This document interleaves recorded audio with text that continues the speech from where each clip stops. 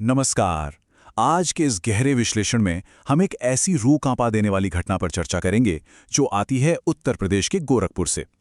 शुरू में ये किसी काले जादू या भूत प्रेत की एक बेहद खौफनाक कहानी लगती है, लेकिन ध्यान दीजिए, इसका अंत हमें इंसानी फितरत के बारे में सोचने पर पूरी तरह मजबूर कर देगा। तो चलिए बिना किसी देरी के इस रहस्य की तह तक चलते हैं। चलिए, सबसे पहले इस एक लाइन पर थोड़ा गौर करते हैं। भारत में भूत प्रेत से पहले लोग अपने माँ बाप से डरते थे। सुनने में शायद थोड़ी हंसी आए, पर सच कहूं तो इस पूरे विश्लेषण का सबसे बड़ा आधार यही एक लाइन है। पहले के वक्त में माता पिता का खौफ इस कदर होता था कि दिल की बात बोलने की हिम्मत ही नहीं होती थी, और यही डर आगे चल के कितना खतरनाक रूप ले सकता है, ये इस घटना से बिल्कुल साफ हो जाता है। भाग 1, माता पिता का खौफ। इस कहानी के केंद्र में मुख्य रूप से 3 लोग हैं। घर की मुख्य सदस्य सविता जी, उनसे हर वक्त डर कर रहने वाला उनका बेटा रवि और एक आदर्श नई बहू अंजलि। शादी के बाद शुरू का 1 महीना तो बिल्कुल परफेक्ट और खुशनुमा गुजरता है। भाग 2, शिमला का साया। अब यहां से शुरू होता है टूटी चूड़ी का एक अजीब रहस्य। नई शादी के बाद रवि और अंजलि अपने हनीमून के लिए शिमला निकलते हैं, पर यहां एक बहुत ही अजीब चीज होती है। घर से निकलते वक्त एक पड़ोसन के सिर्फ छूने भर से अचानक अंजलि की चूड़ी टूट जाती है, और यकीन मानिए, इस छोटी सी बात का इतना बड़ा असर हुआ कि उनका 7 दिन का ट्रिप डर के मारे 4 दिन में ही खत्म हो गया, और दोनों बुरी तरह घबराए हुए वापस घर आ गए। अब देखिए ये दहशत आगे कैसे बढ़ती है। शिमला से वापस आते ही घर का माहौल अचानक बिल्कुल बदल गया। रात के घने सन्नाटे में अंजलि के जोर जोर से चिल्लाने की आवाजें आने लगीं, बिल्कुल वैसे जैसे कोई उसे बुरी तरह पीट रहा हो। और अगले दिन तो हदें ही पार हो गईं। उसने चाकू से अपनी ही उंगली काट ली, और जब उसको रोकने की कोशिश की गई तो वो हंसते हुए अपना ही बहता हुआ खून चूसने लगी। सोचकर देखिए, ये नज़ारा किसी की भी रूह कांपा देने के लिए काफी था। भाग 3, मरण क्रिया का खौफ। जब घर में ये पैरानॉर्मल हंगामा हद से ज्यादा बढ़ गया तो आखिरकार इसको सुलझाने के लिए एक तांत्रिक बाबा की एंट्री होती है, और इस एंट्री ने पूरी कहानी में एक नया और भी भयानक मोड़ ला दिया।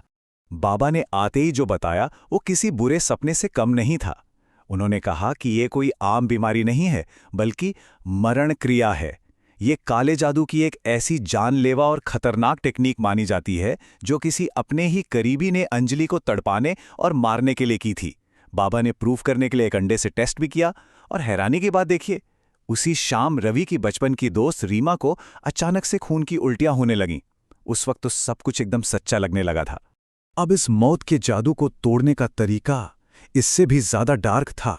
ध्यान से सुनिए, बाबा ने पूरा एक भयानक अनुष्ठान किया। सबसे पहले तो पड़ोसन रीमा को जादूगर घोषित कर दिया गया। उसके बाद सविता जी ने चुपचाप जाकर उसके कपड़े चुराए। फिर आधी रात को बाबा ने उन कपड़ों को एक छोटी सी बकरी को पहनाया और पूजा शुरू कर दी। कुछ ही देर में वो बकरी तड़प तड़प कर मर गई। कहा गया कि अंजलि के ऊपर से मौत को उतार कर सीधा उस बेजुबान बकरी पर डाल दिया गया था। लेकिन रुकिए, कहानी का क्लाइमैक्स तो अभी आना बाकी था। बकरी की मौत के बाद बाबा ने एक ऐसी परेशान करने वाली शर्त रखी जिसने पूरे परिवार को हिलाकर रख दिया। उन्होंने वार्निंग दी कि इस जादू का असर पूरी तरह खत्म होने में टाइम लगेगा, और परिवार की जान बचाने का बस एक ही रास्ता है। रवि और अंजलि को कम से कम 2 से 3 साल के लिए उस घर से बिल्कुल अलग भेजना होगा। सविता जी के लिए अपने इकलौते बेटे से अलग होने का यह फैसला किसी बहुत बड़े झटके से कम नहीं था। भाग 4, एक साधारण धागा। सब कुछ ठीक लग रहा था, पर 15 दिन बाद अचानक अंजलि पर फिर से उन्हीं शैतानी सायों का असर शुरू हो गया। तब घरवालों ने आखिरकार फैसला किया कि एक दूसरे और थोड़े अलग सोच रखने वाले बाबा को बुलवाया जाए। खैर, इन दोनों बाबाओं के काम करने के तरीके में सच में जमीन और आसमान का फर्क था। पहले बाबा ने मौत का डर दिखाया, बलि दी और घरवालों को अलग होने पर मजबूर कर दिया। वहीं दूसरे बाबा थोड़े लॉजिकल निकले। उन्होंने कुंडलियां देखीं और टेस्ट करने के लिए ताबीज के नाम पर बस एक साधारण सा धागा पहना दिया। जैसे ही अंजलि ने उस धागे को पहना, वो गला जलने की एक्टिंग करते हुए जोर जोर से चीखने चिल्लाने लगी। बस वहीं दूसरे बाबा ने साफ कर दिया कि इस घर में कोई भूत प्रेत नहीं है, बल्कि नई बहू एक बहुत बड़ा नाटक कर रही है। भाग 5, असली भूत का पर्दाफाश। यहां आकर कहानी में एक मैसिव रियलिटी चेक आता है। जब सविता जी इस सब से नाराज होकर अंजलि को उसके मायके छोड़ आईं, तो आखिरकार सारी सच्चाई खुलकर सामने आ ही गई। और इसने सबको पूरी तरह हैरान कर दिया। अब इस पॉइंट पर आकर पूरी कहानी की सच्चाई जानिए।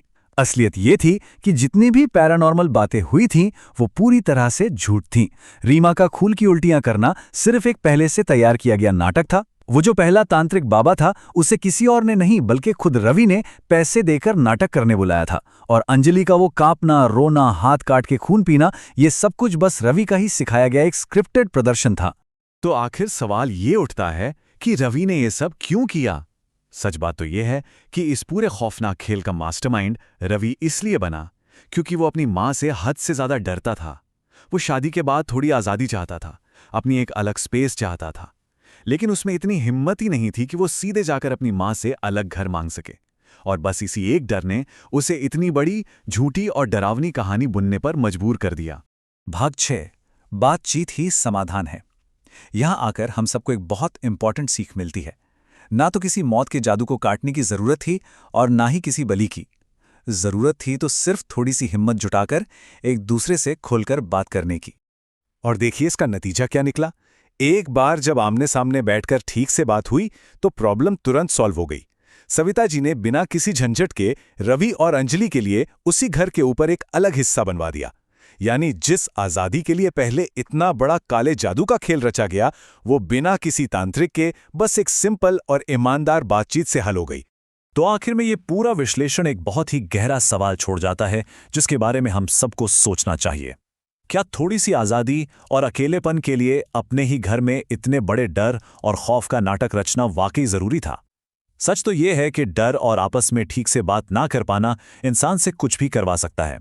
ये हमेशा याद रखना चाहिए कि एक ठीक कम्युनिकेशन बड़े से बड़े डर और उलझन को चुटकियों में सुलझा सकती है। आज के इस विश्लेषण में बस इतना ही। जुड़े रहिए ऐसी ही और हैरान कर देने वाली कहानियों के विश्लेषण के लिए।